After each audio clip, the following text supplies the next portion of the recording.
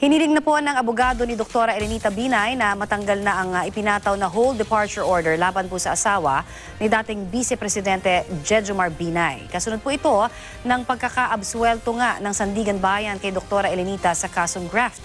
May ulat on the spot si Bernadette Reyes. Bernadette?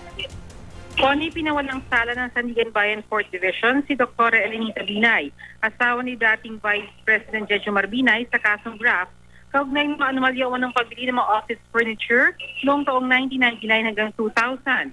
Pinawalang sala rin ng mga kapwa-akusado ni Binay na sina Ernesto Astillaga, Lee Yixing at Vivian Edurice. Base sa desisyon ng korte, bigo ang prosecution na maghain ng sapat na ebidensya sa kaso laban sa kanila. Hiniling na abogado ni Binay na si Attorney Sara Marie Coronel na malift na ang hold departure order at maisoli ang binayad na bail bond ni Binay. Tumangging magpaunlak ng panayam si Binay pero ayon sa kanyang abogado, gumaan daw ang pakiramdam ni Binay matapos pumabor sa kanila ang desisyon ng korte.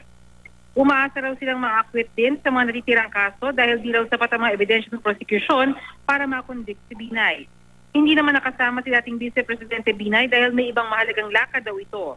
Samantala, hinatulan naman guilty ng Sandigan Bayan si dating Occidental Mindoro Congressman Jose Villarosa para naman sa kasong graft at malversation, kaugnay ng anomalya umanong paggastos sa 3 milyong pisong trust fund ng San Jose Occidental Mindoro noong alkalde pa siya noong taong 2010 hanggang 2011.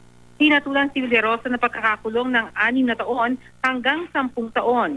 Diskwalipikado na rin siyang humawak ng anumang posisyon sa gobyerno. Nagugat ang kaso sa hindi otorisadong paggamit sa trust fund na nagkakalaga ng 2.9 million pesos mula sa tobacco excise tax. Connie? Maraming salamat, Bernadette Reyes.